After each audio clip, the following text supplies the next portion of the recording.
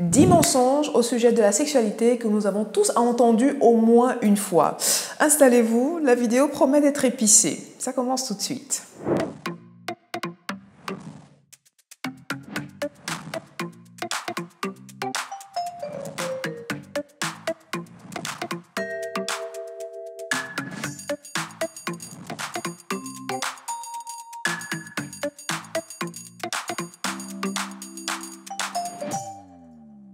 Hello my people, comment ça va? On dit quoi? Bienvenue dans cette nouvelle vidéo. Pour ceux et celles qui découvrent la chaîne via cette vidéo, je suis Dr Paul Moko et sur le Max Santé, nous parlons de santé, de bien-être et d'épanouissement intime et sexuel.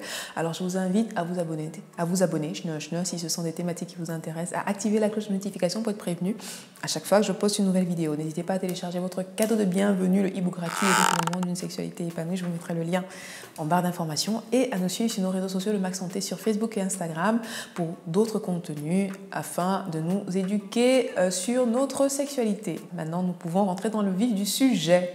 Alors, nous avons tous et toutes des croyances au sujet de notre sexualité, que ce soit via notre éducation que nous avons reçue à l'école, à l'église, entre amis, en famille, etc.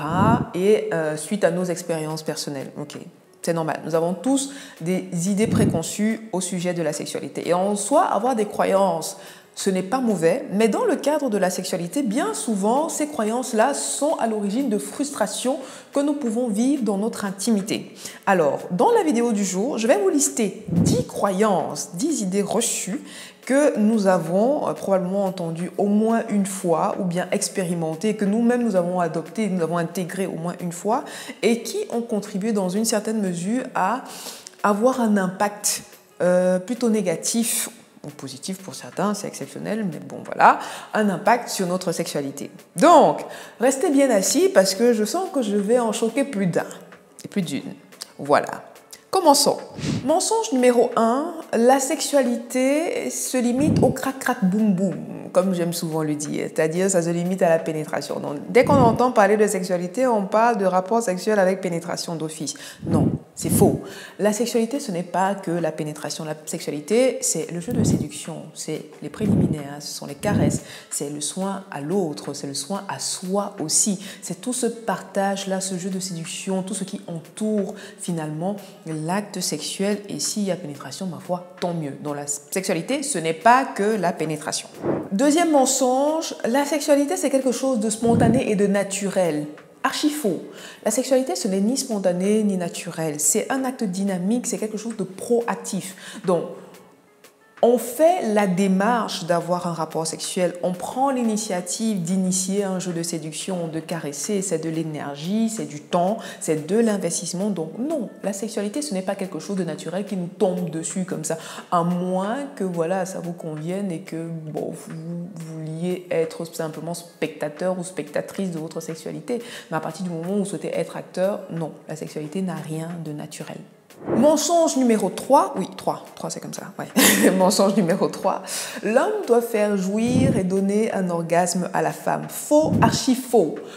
Ce n'est pas l'obligation de l'homme de faire jouir et donner un orgasme à sa femme, bien qu'on a tendance à dire qu'il est pourvoyeur financier, voire même sexuel de la femme. Bon, parenthèse. Mais la femme est aussi responsable pendant l'acte sexuel de sa jouissance et de son orgasme. La femme doit aller chercher sa jouissance et son orgasme, et ce n'est pas que le devoir de l'homme de le faire. C'est un partage, c'est un échange mutuelle. Et elle n'a pas nécessairement à attendre que tout vienne de l'homme, en fait. Mensonge numéro 4, la femme doit toujours atteindre l'orgasme. Faux, archi faux, faux, non. Et je crois même qu'il y a même des hommes qui stressent à cause de cette histoire-là. Parce que pour eux, si la femme n'atteint pas l'orgasme, en fait, ils sont des mauvais coups. Ce n'est pas vrai.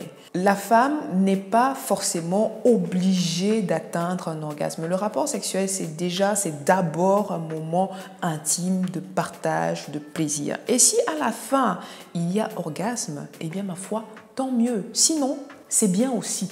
Mensonge numéro 5, j'adore celui-là. La première fois, c'est toujours la meilleure.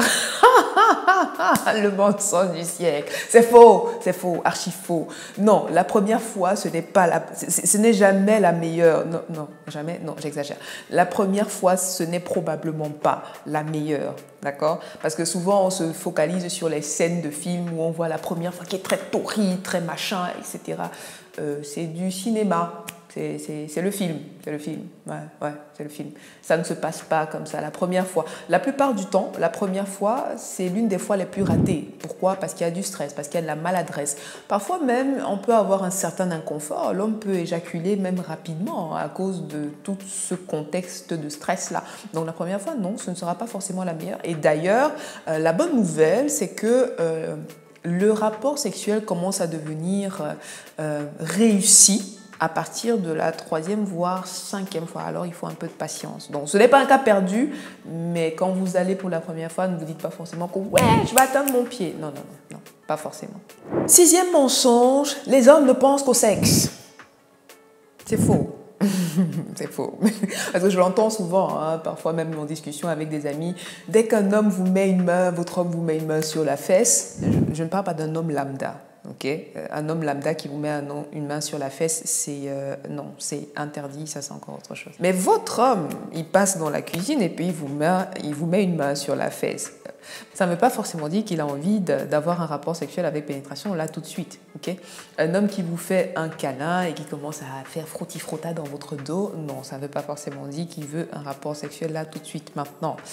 Un homme qui a une érection, ça ne veut pas forcément dire qu'il a envie de vous pénétrer là tout de suite maintenant. L'érection, c'est un réflexe et ils n'ont pas forcément systématiquement au bon moment un bon contrôle sur leur érection.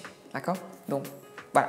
7e mensonge, un homme qui ne bande pas est un homme qui ne nous aime pas ou qui ne nous désire pas. C'est faux. Ce n'est pas toujours le cas, en tout cas. Un homme qui ne bande pas, ça peut être parce qu'il est fatigué, parce qu'il est stressé et plein d'autres raisons. Okay? Donc, un homme qui n'a pas une érection, je vous ai dit précédemment que l'érection, c'est un réflexe. Donc, peut-être qu'il y a un souci au niveau de son érection, pardon, ou peut-être que psychologiquement, il y a un contexte de fatigue, d'anxiété qui sont à l'origine de sa faible ou bien de son absence d'érection. Donc, ça n'a pas forcément à voir avec le désir qu'il peut éprouver pour la femme qu'il a en face de lui. Mensonge numéro 8. La femme doit toujours dire oui aux moindres sollicitations de son partenaire. Ça, c'est faux. Que ce soit par devoir conjugal ou que sais-je. Non. Aussi vrai que les hommes sont dans des situations où ils n'ont pas envie parce qu'ils sont fatigués, stressés, leur quotidien fait que, etc., etc. Eh bien, c'est la même chose pour les femmes. Et donc, lorsque vous, messieurs, vous n'avez pas envie, ça peut arriver également que madame n'ait pas envie aussi. Moi, personnellement, je suis contre le fait que la femme se force à avoir des rapports sexuels avec son partenaire par devoir. Pourquoi? Parce que c'est la porte ouverte aux troubles sexuels, notamment vaginisme, dyspareunie, baisse du désir sexuel, etc., etc. Et même pour vous, messieurs, ce n'est pas confortable d'avoir des rapports sexuels avec une femme qui n'a pas envie, parce qu'au niveau de votre phallus, ça peut être douloureux. D'accord?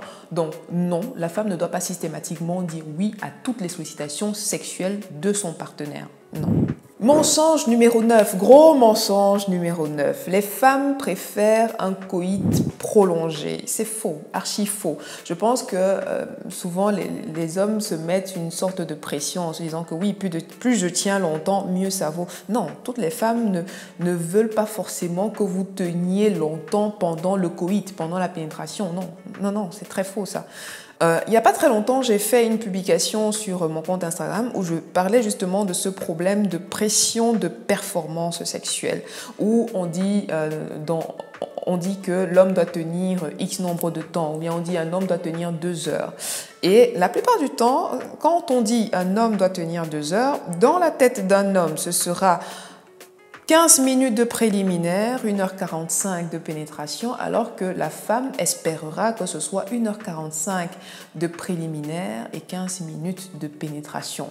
Donc les femmes n'ont pas forcément besoin que vous fassiez 2 heures ou je ne sais pas quoi de pénétration, parce qu'il faut savoir que une fois que, pour celles qui y parviennent, une fois que l'orgasme est atteint, les muqueuses vaginales ça commence à être vraiment douloureux. Au fur et à mesure que le coït, que la pénétration se fait, la lubrification vaginale diminue. Et chez les femmes mono-orgasmiques, comme je l'ai dit précédemment, quand elles ont atteint l'orgasme, continuer la pénétration longtemps, ça peut devenir douloureux. Donc ce n'est pas forcément un bon plan pour elles que vous continuez le mouvement de va-et-vient. Okay? Donc souvent, l'astuce que vous avez de dire oui, moi je te laisse d'abord avoir ton orgasme et après j'aurai le mien, c'est très bienveillant de votre part, c'est super, mais sachez que chez des femmes mono-orgasmiques, c'est-à-dire chez des femmes qui ont tendance à n'avoir qu'un seul orgasme, parce que oui, il y a des femmes qui peuvent avoir plusieurs orgasmes au cours d'un même rapport sexuel, chez les femmes mono-orgasmiques, ça peut devenir douloureux par la suite. Donc non, les femmes n'ont pas forcément envie que le coït dure longtemps. Non, ça c'est très faux. 10e mensonge, le besoin de sexualité est principalement masculin, c'est surtout une affaire d'homme. C'est faux, c'est très faux, archi faux. Le besoin de sexualité, c'est un besoin humain simplement, homme comme femme. Le désir sexuel peut varier d'une personne à l'autre, peu importe le genre, que vous soyez homme ou femme, on s'en fout. Le désir sexuel peut varier d'une personne à l'autre. Le désir sexuel varie également d'un moment à un autre. Il est vrai que chez les hommes, l'excitation sexuelle peut survenir, peut arriver beaucoup plus rapidement. Vous êtes beaucoup plus facilement excitable que les femmes chez qui ça peut prendre un peu plus de temps. Mais encore, il y a des femmes qui sont aussi rapidement excitables. Mais le désir sexuel, la sexualité, ce n'est pas que l'apanage des hommes, c'est l'apanage de l'humanité. Et la sexualité contribue à notre bien-être et surtout à la survie de notre espèce. Voilà, donc autant de mensonges qui contribuent à générer de la frustration dans notre sexualité, que ce soit par rapport à notre complexe de performance, de perfection. On part déjà avec des protocoles prédéfinis, comme quoi tout acte sexuel doit se solder par une pénétration et un orgasme forcément. Oui, la pénétration, ça reste un acte beaucoup plus intime qui est très appréciable et très agréable quand ça se fait dans les bonnes conditions et qui a réellement du plaisir échangé, mais ce n'est pas une finalité obligatoire. Si vous désirez un accompagnement au sujet de problématiques d'ordre sexuel, n'hésitez pas à réserver une consultation avec moi. Je vous mettrai le lien pour réserver la consultation en barre d'informations. Pour le reste, n'hésitez pas à vous abonner, à activer la cloche de notification pour être au fait de nos prochains contenus. Likez la vidéo si elle vous a plu, partagez-la à quelqu'un que ça pourrait édifier également. Laissez-moi vos avis en commentaire, je suis curieuse de les lire, je suis curieuse de voir quels autres mensonges vous connaissez qui peuvent plomber comme ça notre vie sexuelle. Prenez soin de vous et quant à moi, je vous dis à très vite dans une prochaine vidéo. Salut!